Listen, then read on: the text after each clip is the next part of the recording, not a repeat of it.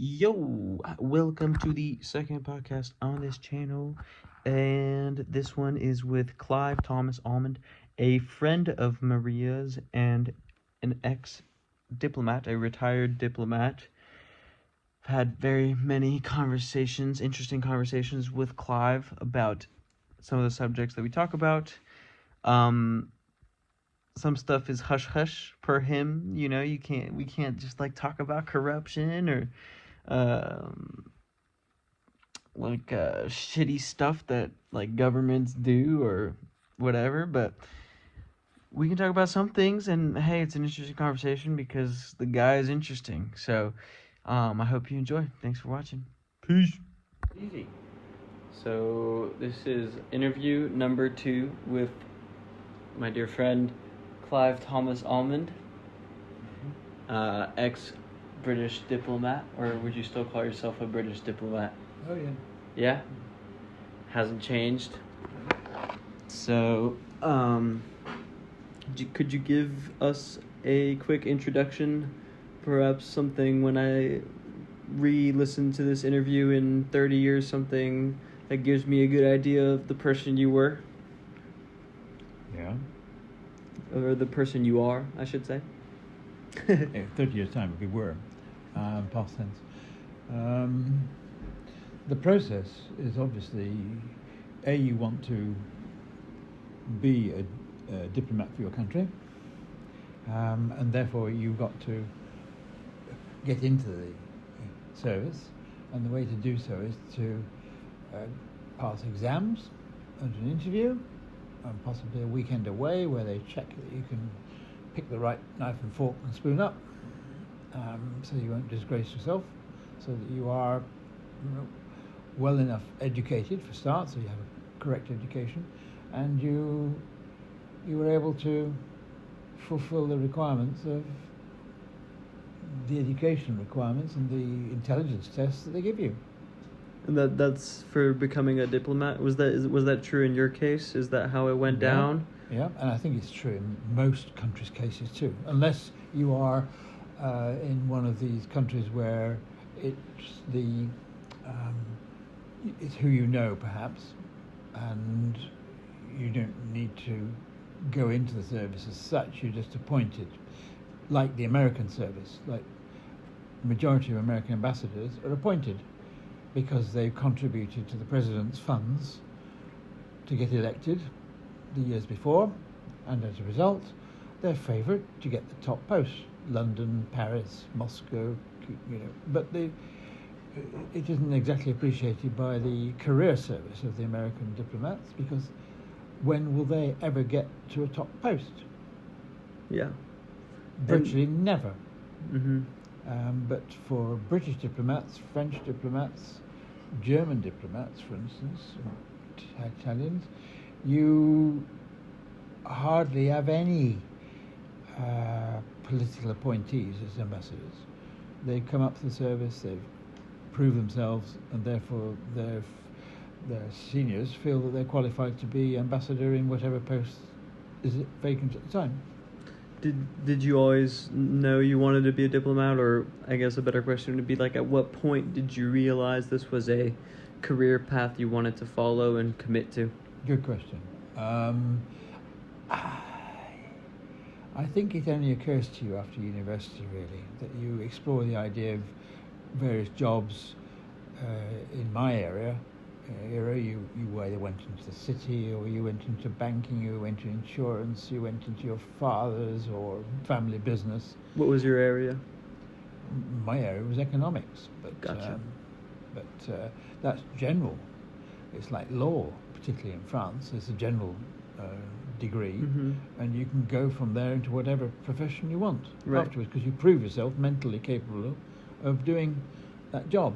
Gotcha. Or many jobs.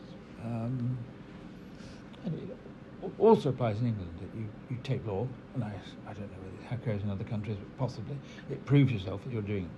Or you take Latin and Greek. Who speaks Latin and Greek? But you prove yourself mentally versatile enough to do something else. I see. And was there like a particular point in time when you when you maybe like got the appointment, or you were like, oh, No. okay, this No. is serious now? No, the thing is, you must want to go into the diplomatic service, and the point for me occurred after I left university and started a job, and I realised that the job wasn't really what I wanted to do, which often occurs to most people anyway. And I thought, well, I enjoy travelling, and although it may seem flippant, I thought, why not get somebody else to pay for all my trips abroad and I can live abroad? Right. And, No, that's a good idea. And I thought, why not? Diplomatic service sounds romantic and all the rest of it, you know, and you think, well, yeah, I want to do that. And you see films on television about what a lot of the extra guys do in diplomatic service, and you think, yeah, attracted to it. Your messages to the president or the head of your country are taken very seriously. But if I may say so, an American diplomat who's posted to Paris, he doesn't probably know a thing about France. But the number two would probably have done 1 or 2 postings in Paris. And therefore he knows the background to the situation in France. Paris once or twice. So in England, the ambassador to Paris has already been in Paris, whereas an American ambassador might be able to pay their way into that position, into a top spot. But the message he's sending back to Washington, and the information is gathered by his junior staff, if you like, senior level, is probably written by them anyway. He just has his name on the bottom. I know that's probably flippant to say that, but it does occur. Yeah, well, I imagine it. So, but would you say that what did you maybe not enjoy more, but what were the differences between perhaps spots that weren't considered to be top spots versus when you worked in France, for example? Well, I was a relatively junior diplomat when I came to France. Okay. But I was working with extremely intelligent people. Mm-hmm. My first ambassador was Sir Christopher Soames. Right? Sir Christopher who? Soames, who was appointed by the government. Was one of the two, I think we sometimes have one ambassador appointed, but he was our instructor took each. So, could you talk about some of the notable people you met, maybe not necessarily like well known, but memorable to you personally?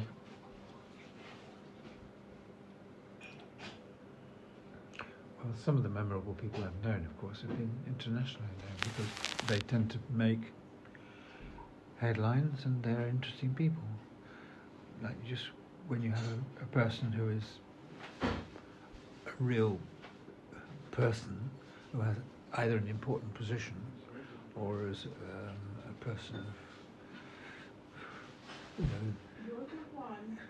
as a cultured person, a musician or something, or as a top politician, you tend to remember them because they have that position. It's like if you met the American president tomorrow, you'd remember him, always. You remember your meeting with him. Yeah.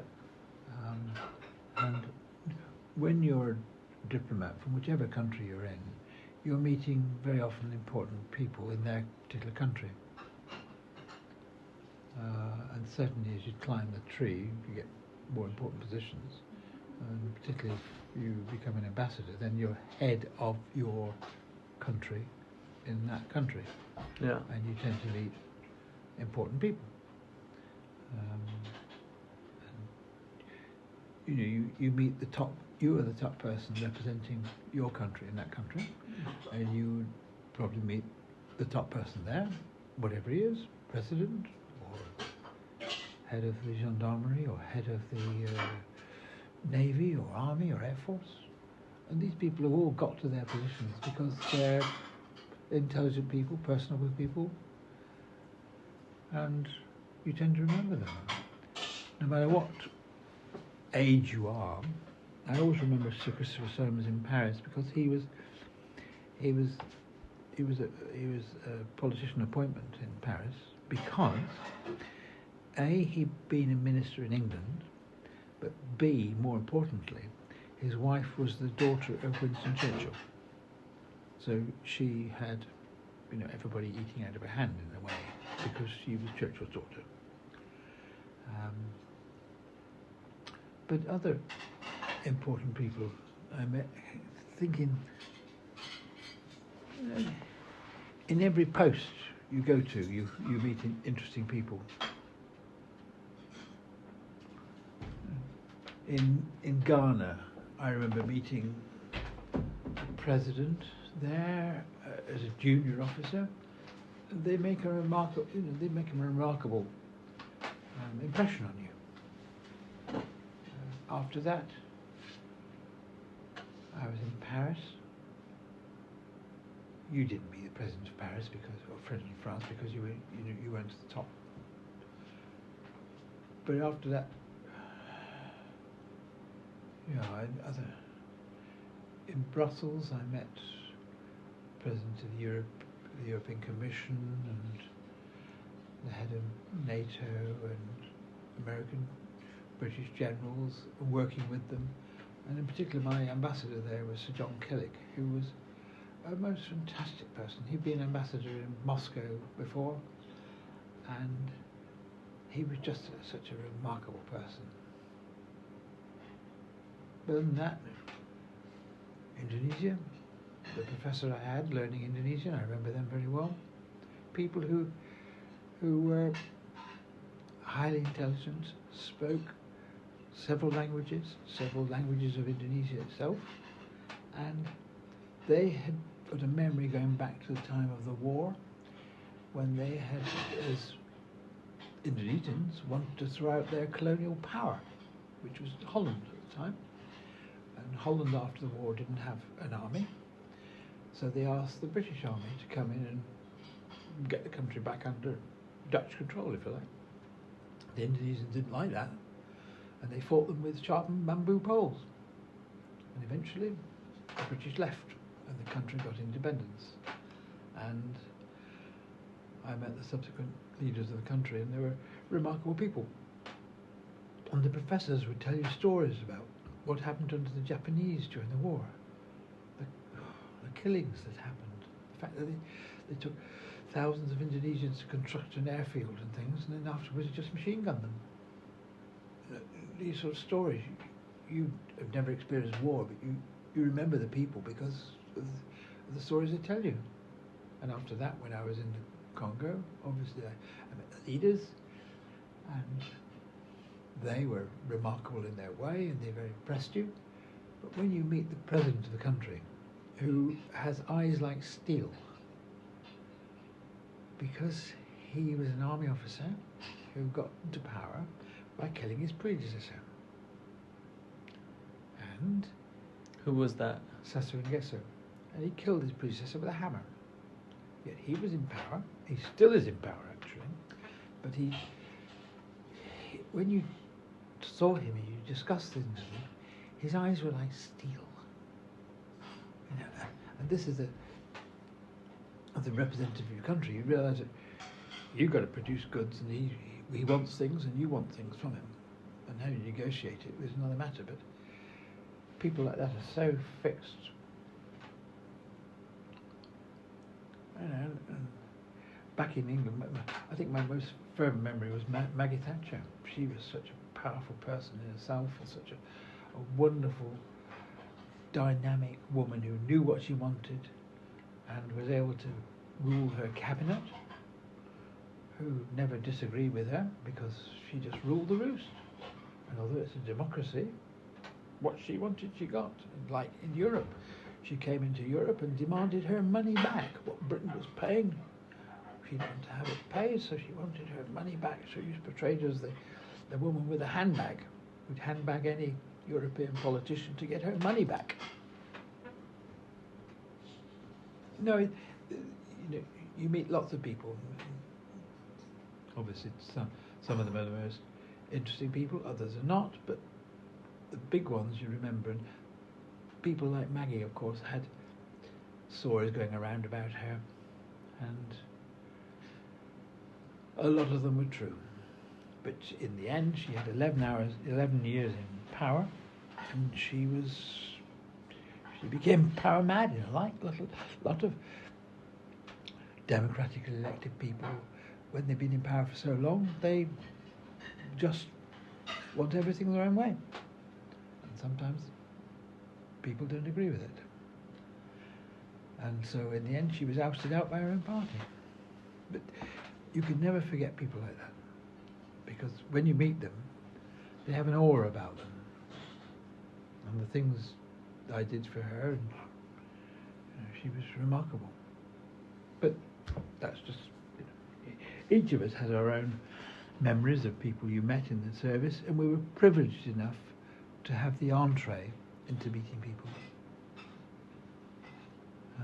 And that is one of the most memorable things you have. You keep the memories of the important people you knew and you dealt with, and you were able to, advance yourself, your country, and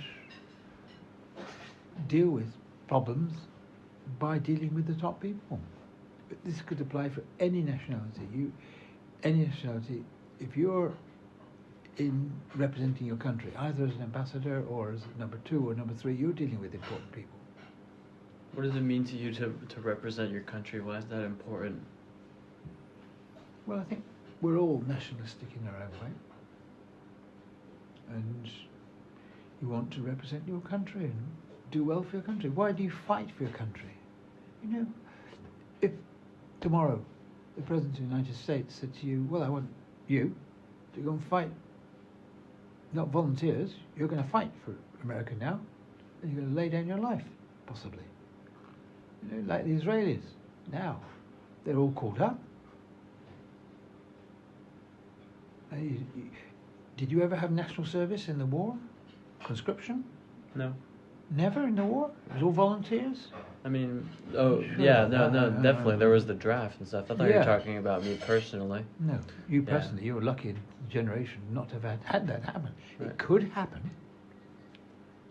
They're even talking about it in Europe again now, because of the threat of Russia and the fact that our armed forces are so lacking in manpower. The British armed forces down to 70,000 now, as the American generals told us last week. More than our special forces have more than that. Never mind the Army, Air Force, and the General Army. What are we going to do to defend ourselves? Mm-hmm. It's but imagine if you were an Israeli citizen now, Yeah. and you were told, right, drop the job, you're not employed, student, right, you're of an age, you go and fight for your country. You're trained because you have to have a draft. But so many of them are killed. Mm. But if you join the army, you have the risk of being killed yourself. But why do you do it? You do it for your country? But you're American, you do it for America. Would you as an American do it for France? America did it for France in the Second World War. We did it for France in the Second World War. Look at the number of servicemen up in those cemeteries who are dead. Look at the number of thousands and thousands who were killed in the First World War, stupidly killed. They went over the top in the machine gun. Stupid. But now we have a situation in Europe where we're threatened by outside powers, and you've got to be able to have some defence. Like if you have no defence, they're just going to walk all over you. Because unfortunately, man is a very determined killer.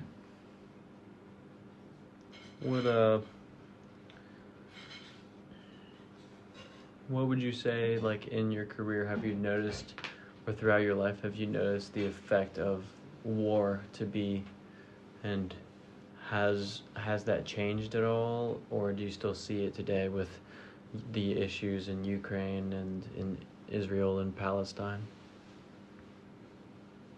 I think we've lived for the last 70 to 80 years under very lucky that we haven't really had any big wars.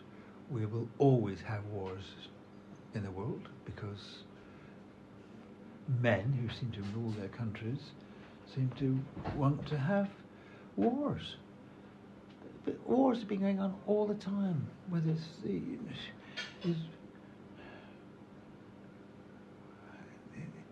China against all these Pacific islands, the Russians against.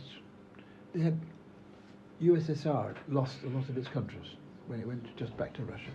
You know, it lost Ukraine, it lost Afghanistan, Uzbekistan, Kazakhstan, all these other stands. It lost all the Baltic states of Lithuania and Latvia. Now it wants them back. Why? God only knows. Why don't we all live in peace? But unfortunately, it doesn't seem to be like that. So we've had all these wars over a long time, and we still, even now, it seems to get worse because we've entered a stage where, in particular, Russia and China seem to want to exercise their power and their might. For what reason? God only knows. Why don't we just live in peace and trade economically and have a good life? No. These countries want to exert their power over other people. Why? God only knows. That seems to be just man wanting to do this. What other things about the nature of man did you learn over your lifetime? Well, men can solve lots of problems. The money seems to rule a lot of the world, right? But money problems can be solved by the institutions like the IMF, which, with loans from its own individual member countries, can give loans to other people to sort out their debts and things, so it doesn't become a big problem. But certain countries run into big debts through inefficiency or misappropriation or corruption or whatever it is, and you want to help those countries, and that's what the West has basically done, is provide all these nations who ran into political corruption problems, mismanagement, to have at least a peaceful existence rather than going to war with their neighbours. Because what often happens is when a country's in economic difficulty, they will use any excuse themselves as politicians to keep in power, and as they often say, the worst thing that they can do is to create a war with another country. It means that people are distracted. No, why did the Argentinians invade the Falklands? What for? Okay, it's ours. So what? Why don't they just live in peace? No, it's got to be ours. And we have a military who can say they can do it. But, why does Russia think it needs Ukraine? It's convincing its people that it was part of Russia, and therefore we want it back. Why? Why don't they just live in peace? They took Crimea, was it 7 years ago? And the West did nothing. So, but when Maggie Thatcher was in power, the Argentinians invaded Falklands, and the military said, it's a long way away, we can't do anything about it. You know, our armed forces even then were not very powerful, but they were powerful enough to, if it had been on the doorstep, yes, to do something about it. But they all said, I'm sorry, we can't do anything, Mrs. Prime Minister. And she said, I don't care what you think, you're going to go. And within 72 hours, the ships left. And they were refueled on the way, and they found soldiers on the way, and they were transported by air and this sort of thing. But eventually they invaded the Falklands again and got it back. But it was a politician who said, do it. And do it now. I don't care what you say, what the advice is, do it. But now, current situation is that we have the politicians are saying, you know, we can't spend any more money on our defence because of this, that and the other, and yet we're spending millions on other things. And the Russians are there, and the Russians are in Ukraine, and if they get Ukraine, will they stop there? Nobody knows. But this is a threat to the peace of the world. And most Europeans have never experienced war. And if they do, we see the pictures on the newspapers, we see them. You know, we hear 27,000 dead in Gaza. What does it mean? If you were there, you'd know all about it. You see the pictures of the bombing and the slaughter and the hospitals that can't treat people. But why should they be treating people? Why don't they just live in peace? But then this group of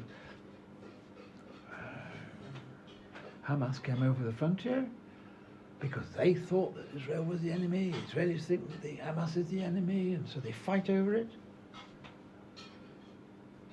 It's not good.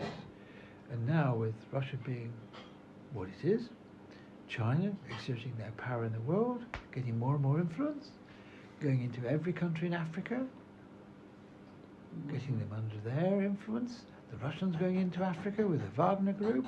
Okay, it's now another name, I suppose, but the peace that was there is now changing. So if you get Africa changed into Russian, Chinese satellites,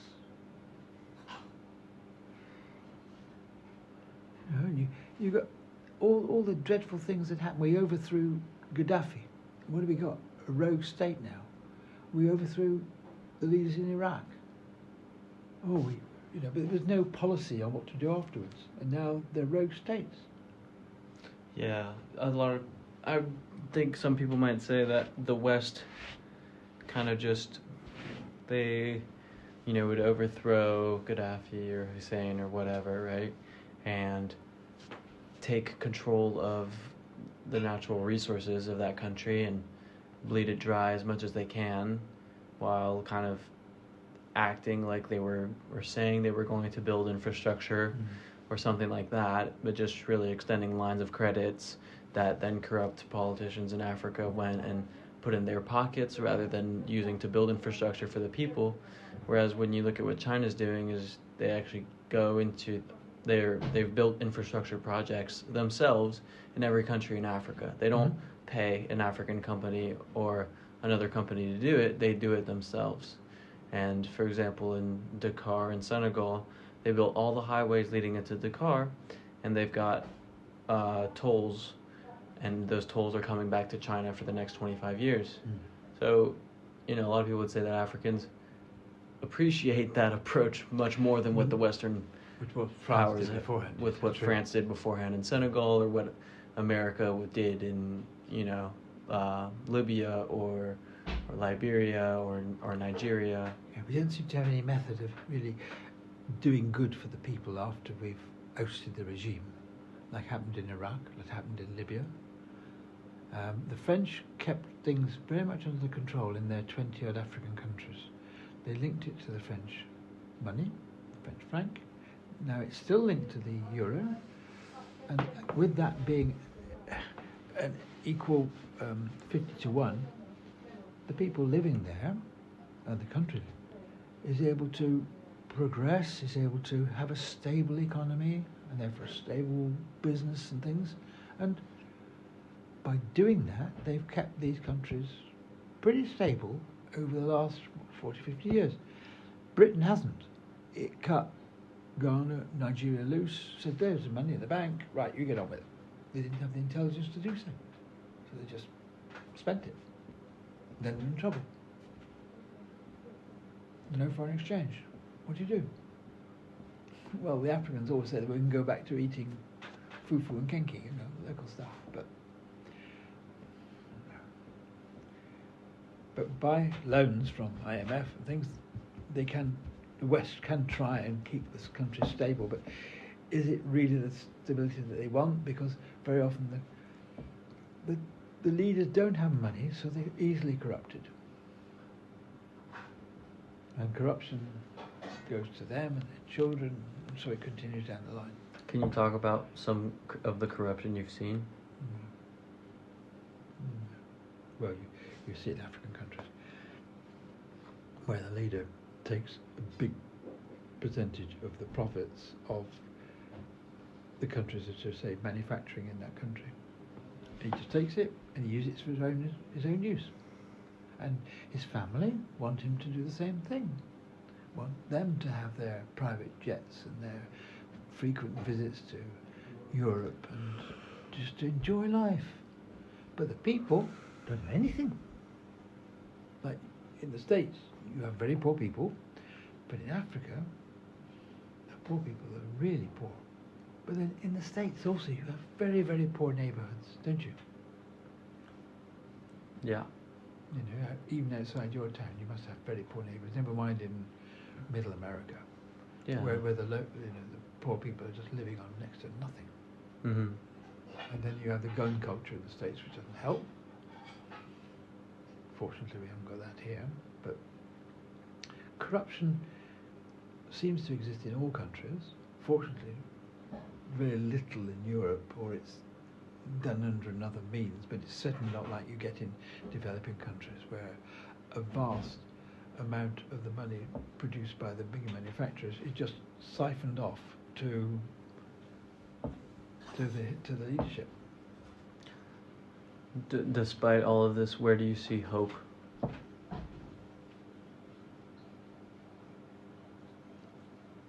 The problem is, at the moment, I don't see much hope. I just think we've had the good generation. We have peace in Europe, peace in most of the rest of the world. But now with Russia flexing its muscles, and China too, they just seem to have these ambitions to control other countries and other peoples. They think they can do it. Fortunately, the Russian Army, Air Force and Navy have proved themselves so ineffective, despite what we thought they were capable of, that maybe they can't do what they want, but they're still holding the Ukrainians. And if only because the West has given them lots of munitions and lots of technology. But if the Russians do take Ukraine, it's a very bad omen for the other countries surrounding it, and also the eastern Baltic states. And if they take those, which are members of NATO, we've said we'll fight to keep them. Well, do we really want to do that? No, we've all got, well, the West has got the nuclear button, but once you press it, but then you're dealing with somebody like Putin, who is a killer, almost a megalomaniac. Why does he think he wants all these things? Why does he think he wants Ukraine? But he does. Well, it doesn't matter what we think. If he wants to do that and he wants to do his own thing, and he's a killer. He's a KGB killer. Could you see his side of it, where it's like the West has been flexing its powers and controlling other countries for so long, you know, now he feels that he needs to do that as well, otherwise Russia will lose out on what the West is currently gaining from. Yeah, I can see that's the way he portrays it, and I can see it in a way it's an inner fear, but I don't think the West really wants to invade Russia. Yeah, I don't think so either, but the West definitely takes economic control of other countries, like African countries. Mm-hmm. So in some ways, like Russia trying to make African countries become satellite states of the East rather than the West is good foreign policy. Yeah, it is good foreign policy from their point of view. Exactly. Yeah, and the way the Chinese are doing it is very clever. Yeah. They're doing it better than the West as far as it comes to not corrupting, not allowing the leaders of the countries to corrupt to be completely corrupt. Well, many of these African countries are pretty corrupt anyway. Yeah. But not in the same way as the West has allowed them to be by providing, money for these presidents, where they can afford to live a lifestyle that is way above what the general population is. And then the West has not said, why don't you spend money on hospitals or on education and things? But in a way, the leader doesn't want that, because then those people become a potential threat to him. I see it in several African countries where they don't want the population to have education. So they keep them very poor. They don't provide any hospitals. Any schools? What do you do? And the West doesn't go in and say, hey, stop that. Well, they then say, well, you don't do that. Because it's, in a way, it's in their own interests also. You can look at it like that it's in France's interest to keep these African countries in its own orbit, because it provides a source of revenue for France, a source of supplies for France, whether it's oil or whether it's natural products. These come back to France, and France profits. France make the profit. The people doing it are very often French. They make the profits, and they keep the rulers of those countries under their orbit by giving them corruption. But nobody from the outside says anything. No other countries. Britain doesn't go into France and say, we can't do that in that country. Which is a shame. America sometimes tries to do it, but then it's warned off. It's in our orbit now, it's in our orbit. You keep off, you go and concentrate on South America or somewhere else. And you see what difference it's made to Venezuela, America. Nothing. Despite Ortega being there for 20 years now, ruining his country. No, it's man, unfortunately, who seems to want to have power and control people. How can we stop it? And you come back to your point, are you confident about the future? Quite frankly, I think we've had our best years. I'll leave it to you now. All right, one last question. Can you talk about the adventure you had, if you can call it that, opening a new embassy in Congo, Brazzaville? And just when did you embark on the journey? How did it happen? What did you learn from it? And give us that story. Well, in short, it was a unique opportunity. I was asked, after being in Indonesia for 3.5 years, coming to the end of my posting, instead of going back to London, would I like to go and open a new embassy in Congo Brazzaville? My first question was, where is Congo Brazzaville? I've served in Africa before, but in West Africa, not in Central Africa. So you look it up on a map and you think, fine. Why? Anyway, I agreed to do it, and was told to go back to London, and there I'd be given instructions. Nobody knew any instructions. There weren't any advice from people about what to do, because we hadn't opened up a new embassy for the last 30 years. And there was nothing advice. And yet the politicians had decided we want to do it, because it's now an important country in economic terms, and we want to get British business in there, and also it's a country where we can have perhaps some influence on them, which subsequently proved to be correct, because they became a member of the United Nations member states, who were for several years, besides the 5 permanent members, there are 5 other members. Anyway, I went back to London, and they had, basically, the administration had no idea what to do. Just told, go and do it. So I was told, go and do it. I said, well, how? Well, just use your intelligence, go and start up an embassy. I said, okay. Well, I obviously need a building and staff and equipment and that sort of. Yeah, well, just go and do it. I said, well, what money do I have?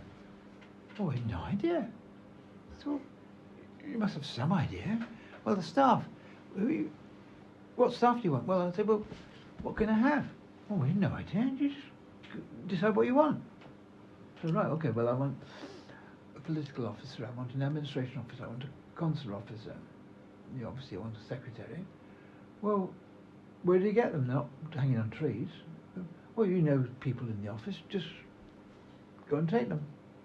Well, you can imagine their existing bosses said, hang on a minute. I said, yeah, I want David in this department to be my admin officer because he's got experience.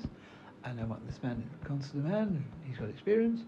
And they said, the bosses said, well, hang on a minute, you can't, he's my best man. So, I need him for the new job. And I have the authority of the head of the Foreign Office. They said, well, really? Give me the phone. They phoned the head of the Foreign Office and they were told, drop it. Do what he wants. Yes, sir. So they did. I got my staff, and then my big question was, how much money have I got? And I couldn't get any answer to anybody. Finance department, I had no idea. Admin, I had no idea. They said, oh, the minister will tell you. Well, the minister goes on what he's told, doesn't he? I went to see the minister just before I left, and he said, I said, congratulations, you do a good job, my boy, Okay, well, I've got lots of experience, yes, fine, and they're confident I could do it. How much money have I got? No idea. Just draw whatever you want. But if you trip over the line, your head will come off. So I said, all right. So I booked the planes, took the staff I wanted, allocated equipment out to the nearest post was Kinshasa, just across the water from Brazzaville, which is about 5 miles wide, and there are ferries across. And I went there, gathered all the staff and gathered all the equipment, and put it in the back of a Land Rover, and took it across the ferry to Brazzaville and to the beach. It's called the beach at the side, the beach. So you say you're arriving to London at the beach and they all think you're going on holiday. Anyway, and the head of protocol was there waiting for me, and he said, welcome to the Congo. Fine, we're very glad to have Britain here, blah, blah, blah, blah, blah. Yeah, I said, well, take me to a leader. Like in true Stanley fashion. Take me to a leader. And he said, you'll see the president tomorrow. I said, well, where are we going to stay? He said, well, we've organised you in the suite in the Mbamu Palace, the new hotel there. He did organise the whole floor for me and my staff. And I had a suite at the end of the corridor. And I thought, well, yeah, but I need a building. Yeah, but initially we could work out of the suite because we just had a bedroom, bathroom, and then a big area. And I put desks in there and some communications equipment and typewriters and a safe and all this sort of thing. And I had headed notepaper, which London had given me, which I just put British Embassy, Brazzaville. No telephone number, no address. We didn't know where we were. Doesn't matter. You can operate from a concrete box anywhere. And the next day I went to see the president, and he gave me all the authorities and the rest of it. And then we set about trying to find an embassy and a residence. Of course, all the commercial people were in there and taking every house and everything. So we decided to build our own, and we built it. And it took us 8 months. So we were 8 months in the hotel with all the staff along the corridor. And we ate breakfast, lunch, and dinner together. There were only 2 restaurants outside, and you varied the choice. But we didn't have any false words with them. We just worked like hell, because to find a place to buy and the land and all the rest of it, and get involved with all the paperwork of having your passes and your documents and getting imports and things in, it's a big job. And it worked fine. But we were 8 months there. Eventually we moved into our own building. We had our own staff, which we were working all the time, very, very hard. And we were enjoying it because it was something new. And sending reports back to London and things. And it worked very well. And afterwards we moved into a building, and the staff was there, got houses for them and that sort of thing, and it worked. But the money, I could have drawn any amount of money out of London. They never questioned it. Never questioned it. They just knew it wasn't stupid money. And so we succeeded. And that was the start of the story. And I stayed there voluntarily for 2 years.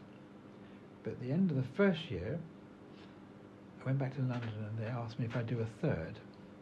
And I quickly said, no, thank you very much. We've done our business. We're absolutely exhausted. We, drained, and we've enjoyed it, but it's been too much, particularly in Africa, where the electricity was going off every other day, and you didn't know how long it was going to be off, or the water didn't work, 50% of the time. You didn't know how long it was going to be off for.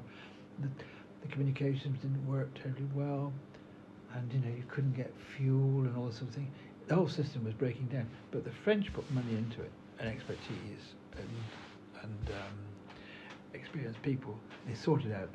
When I came back from leave, they sorted out the electricity work full time, water work full time, the communications telephones worked well, and I thought, it's not bad here. I'm enjoying it. I'm my own boss. I do what I like. London seemed to appreciate what I was doing, so I thought, yeah, I'll volunteer for more. And so I did. Got it.